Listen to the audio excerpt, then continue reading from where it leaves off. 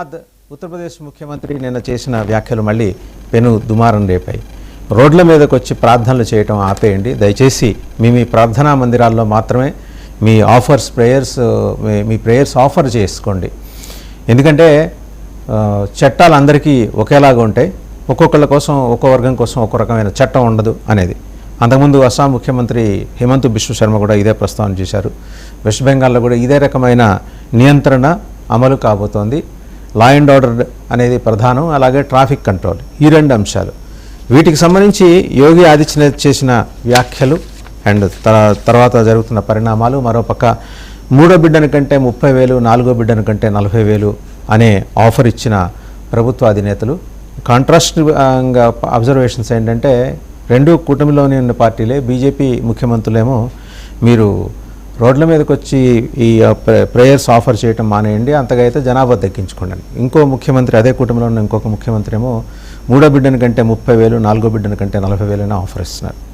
ఈ contrasting observations ఏంటి, remarks ఏంటి, ఓవరాల్గా what exactly has been taking place in the country అనే అంశాన్ని మీద బిగ్ డిబేట్లో మనతో పార్టిసిపేట్ చేస్తున్నారు సిపిఎం సీనియర్ నాయకులు, మాజీ ఎమ్మెల్యే అబ్దుల్ గఫూర్ గారు and Basheer Ahmed garu, Muslim League president Andhra Pradesh, and Lingamaneni Sivaram Prasad garu, political analyst, వారు కూడా జాయిన్ అయ్యారు. ముగ్గురికి నమస్కారం అండి.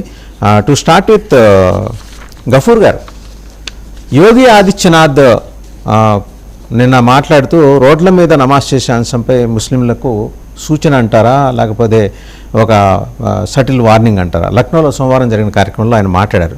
ఇక నుంచి రోడ్ల మీద నమాజ్ చేయొద్దు అని చెప్పేసి ఇన్స్ట్రక్షన్స్ ఇచ్చారు. హఠాత్తుగా ఈ అంశం ఎందుకు తెర మీదకి వచ్చింది అండ్ నిజంగానే ఆ రకమైన అసౌకర్యం కలుగుతుందా ఒకవేళ రోడ్ల మీదకి వచ్చి ప్రార్థనలు చేస్తే? వాసుదేవన్ గారు, మీరు మిగతా పెద్దలకు నమస్కారం అండి. సార్, యోగి ఆదిత్యనాథ్ చెప్పడం కంటే కొంచెం ముందుగా అలహాబాద్ హైకోర్టులో ఒక కేసు జరిగిందండి. అలహాబాద్ హైకోర్టులో సంబల్ ఎస్పీని పిలిచి విచారణ సందర్భంగా జడ్జి అనేది సీరియస్ గా విమర్శలు చేశాడు. ఏమిటి అంటే, ఆ ఎస్పీ సంబల్లో శుక్రవారం రోజు మసీదు ముందు ప్రార్థన చేసుకోవడాన్ని బలవంతంగా, దౌర్జన్యంగా కొట్టి గందరగోళం చేసినాడు ఎవరు రాకుండా. దాని మీద హైకోర్టు జడ్జి చెప్పింది ఏమిటంటే, అయ్యా హోలీ సందర్భంగా మరి మీరు రోడ్ల మీదకి జనం రాకుండా చేయగలుగుతారా, లేకుంటే మరో సందర్భంగా మీరు పండుగల సందర్భంగా చేయగలుగుతారా? నమాజ్ ఎంతసేపు ఉంటుంది, దీనికి ఇంత హడావుడి చేస్తున్నావు అంటే నీలో సెక్యులర్ ఐడియాస్ లేవు, భారత రాజ్యాంగాన్ని అమలు చేయడంలో నువ్వు ఘోరంగా విఫలం అవుతున్నావు. నీకు అంత ఉత్సాహం ఉంటే నీ యూనిఫామ్ వదిలిపెట్టి నువ్వు అనుకున్నది చేసుకో తప్ప, యూనిఫామ్ లో ఉన్నప్పుడు you have to protect all the ఏది రిలీజియన్స్ యొక్క వాళ్ళ యొక్క విశ్వాసాలు, వాటిని కాపాడాలా అనేటువంటిది ఒక సీరియస్ వార్నింగ్ ఇచ్చినాడు. దాని కొనసాగింపుగా కనుక చూస్తే ఇప్పుడు పోలీసులు కాకుండా యోగి ఆదిత్యనాథే నేరుగా హెచ్చరికలకు దిగుతున్నాడు అని. ఎందుకంటే యూపీలో రాబోయేటువంటి ఎన్నికలకు సమీకరణ చేయాలా, ప్రజల్ని విభజించాలా, హిందూ ముస్లిం తగాదాలు తేవాలా. హిందూ ముస్లిం తగాదాలు తెస్తేనే యోగి ఆదిత్యనాథ్ ముఖానికి ఓట్లు పడతాయి, లేకుంటే యోగి ఆదిత్యనాథ్ ఘోరంగా ఓడిపోబోతున్నాడు యూపీలో. అందుకోసమే ఈ రెచ్చగొట్టించారు. ఇప్పుడు మనం వాసుదేవన్ గారు, మసీదుల ముందు స్థలాలు ఆక్రమించుకోవడాన్ని లేదా రోడ్ల మీద రావడాన్ని ఎవరు హర్షించరు. ఇప్పుడు మనం చూస్తే రెండు సందర్భాలు ఉంటాయండి. ఒకటి, శుక్రవారం రోజు కాస్త ఎక్కువ మంది వస్తారు మసీదులకు. రెండవది ఏమంటే ఈద్ సందర్భంగా రంజాను, బక్రీద్ 2 సంవత్సరంలో 2 రోజులు, అది కూడా 15 నిమిషాలు రోడ్ల పైన వచ్చే అవకాశం. ఎందుకంటే అందరూ కూడా పాల్గొంటారు. మసీద్లో కాకుండా ఈద్లో నమాజ్ చేయాలని మత విశ్వాసం. ఆ రకంగా ఇప్పుడు మనము కనుక గమనిస్తే అది ట్రాఫిక్ అంతరాయం అవునా కాదా అంటే ఆ మేరకు అంతరాయం కావచ్చు. నేనేమి సమర్థించడం లేదు, ట్రాఫిక్ ఏం అంతరాయం ఉండదు అది అని చెప్పడం లేదు. కానీ ఒక కాంగ్రిగేషన్ ఉన్నప్పుడు, ఇప్పుడు పెద్ద పెద్ద ఉత్సవాలు జరుగుతున్నప్పుడు రోజుల తరబడి ట్రాఫిక్ ను ఆపేసినటువంటి ఉదాహరణలు ఉన్నాయి.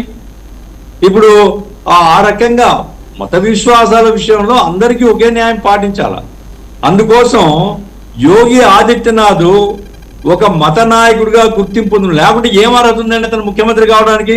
బికాజ్ అతను ఒక ధర్మకర్త, అతను నా పూజారి వచ్చి ముఖ్యమంత్రి అయినాడు. ఏమంటే బీజేపీ అక్కడ మత ఉన్మాదాన్ని పెంచాలనేది ముల్లాలు వచ్చి ఒక్క నిమిషం గఫూర్ గారు, ముల్లాలు వచ్చి విద్యాశాఖ మంత్రులు కావాలి, పూజారి ముఖ్యమంత్రి అయితే మీకున్న అభ్యంతరం ఏంటండి? ముల్లాలు ఎప్పుడు విద్యాశాఖ మంత్రులు కాలేరండి. చెక్ చేసుకోండి ఒకసారి, నేను మీకు చెప్పేవాడు కాదు, చెక్ చేసుకోండి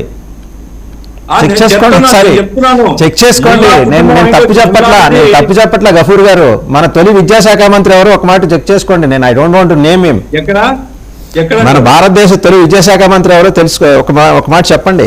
వాళ్ళు అవగానే నేనైతే తప్పేంటి? ముఖ్యమంత్రులు ఎవరైనా కావచ్చు, మీ అభ్యంతరం ఏదైనా ఉంటే యోగి ఆదిత్యనాథ్ వ్యాఖ్యల మీద ఉండాలి, కానీ అతను పూజారా, పాస్టరా, ఫాదరా, లేకపోతే ముల్లానా, ఇవి కాదండి.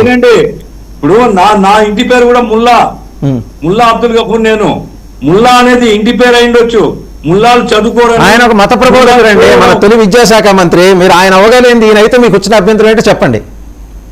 కొంచెం వినండి సార్, మీకు కూడా ఆసారం అయితే ఎట్లా సార్? మీరు అనగానే అంటే మీరు నేరుగా ఒక వర్గాన్ని ప్రస్తావన చేసి, గఫూర్ గారు ఒక నిమిషం మీరే మాట్లాడండి.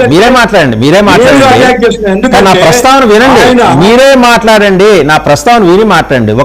ఒక పూజారి అని ఒక వర్గాన్ని ఐడెంటిఫై చేసి పూజారి ముఖ్యమంత్రి ఎలా అవుతాడని అవకూడదా? నేను చెప్తాను సార్. ఇప్పుడు ముల్లా గాని పూజారి గాని సామాజిక కార్యక్రమాల్లో పాల్గొంటూ వారు రాజకీయాల్లో ప్రజల యొక్క కష్టసుఖాల్లో పాల్పంచుకుంటుంటే ఎవరికేమో అభ్యంతరం లేదు. ఆయన అంతకుముందు భారతీయ జనతా పార్టీ యొక్క కార్యకలాపాల్లో పెద్ద పాల్గొనేవాడు కాదు. ఆయన విశ్వ హిందూ పరిషత్తు లేదా ఆర్ఎస్ఎస్ కార్యకలాపాలతో కాబట్టి ఆయనకు ఒక సపరేట్ ఒక సంఘం ఉంది, దాంట్లో ఆయన పాల్గొనేవాడు. ఆయన మత ఉన్మాదాన్ని పెంచేటువంటి కేటగిరీ. అట్లాంటి ఆయన ముఖ్యమంత్రిగా చేసి భారతీయ జనతా పార్టీ యూపీలో హిందూ మత విభజన అంటే ప్రజల్లో హిందూ మతాన్ని ఉపయోగించాలన్న ప్రయత్నం చేసింది. తాత్కాలికంగా సక్సెస్ అయిండొచ్చు. నా పాయింట్ ఏమిటంటే ఆయన ఒక మత నాయకుడిగా మతాన్ని అర్థం చేసుకునేవాడుగా సర్వ మతాల యొక్క సామరస్యాన్ని అతను బోధించేవాడైతే నాకేం అభ్యంతరం లేదు. అతను ఒక ముఖ్యమంత్రి అయిన తర్వాత అతని నమ్మకాలు ఏమన్నా రాజ్యాంగం మీద నమ్మకం ఉండాలా. రాజ్యాంగం మీద నమ్మకం ఉండేవాడు ఒక మతం మీద అటాక్ చేయకూడదు. మీరు కావాల్సింటే ఏర్పాటు చేయండి, ప్రభుత్వం తరఫున ఏర్పాటు చేయండి, రవాణాకు ఆ ఇబ్బంది లేకుండా ఇదిగో ఈ పద్ధతిలో నమాజ్ చేసుకోమని చెప్పండి. అంతే తప్ప దాన్ని ఆయన ఇప్పుడు మీరు రోజు చూడండి, హైదరాబాద్ లో ఎక్కడన్నా రోజు నమాజ్లు ఆ రోడ్ల మీద చదవరండి. శుక్రవారం రోజు కాంగ్రిగేషన్ ఎక్కువ వస్తుంది, అట్లాగే ఈ సందర్భంగా కాంగ్రిగేషన్ ఎక్కువ ఉంటుంది. దాని మీద అంత అసహనం ఎందుకు? ముఖ్యమంత్రి స్థాయిలో దాని మీద ఒక పెద్ద పాయింట్ గా తీసుకోవడం ఎందుకు? అలహాబాద్ హైకోర్టులో జడ్జి యొక్క తీవ్ర ఆగ్రహానికి పోలీస్ గురి కావడంతో పోలీస్ యొక్క మనోస్థైర్యాన్ని పెంచడానికి మీరు లాఠీ చార్జీలు చేస్తానని మీకు చెప్పడానికి చేసేటువంటి ప్రయత్నం తప్ప ఇది ఇంకోటి కాదు. ఇది తప్పండి. భారత రాజ్యాంగం ఆ రకంగా ఒక మతం మీద దాడి చేయడానికి అనుమతించదు. రైట్, ఒకసారి యోగి ఆదిత్యనాథ్ ఏం మాట్లాడారో చూద్దామంటే తర్వాత బషీర్ గారి దగ్గరికి వెళ్దాం, వారు ఏం మాట్లాడారో చూసి. योगी आदित्यनाथ नहीं होती, मैं कहता हूं कतई नहीं। लोग मुझसे पूछते हैं साहब आपके यहाँ यूपी में क्या सड़कों पे सचमुच नमाज नहीं होती? मैं कहता हूं कतई नहीं होती है, आप जाके देख लो, नहीं होती है। अरे सड़कें चलने के लिए है या कोई भी व्यक्ति आकर के चौराहे पे आके तमाशा बना देगा? क्या अधिकार है उसको सड़क रोकने का? आवागमन बाधित करने का कौन सा अधिकार है? जहां उसका स्थल होगा वहां जाके करे। उन लोगों ने मुझसे कहा साहब कैसे होगा, हमारी संख्या ज्यादा है।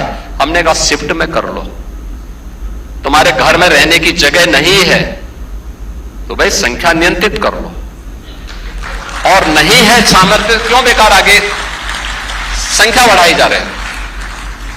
और ये चाहिए आपको कि अगर आपको सिस्टम के साथ रहना है तो याद करना हम उन नियम और कानून को मानना शुरू करें। कानून का राज होगा, कानून के राज को सबको समान रूप से लागू करेंगे।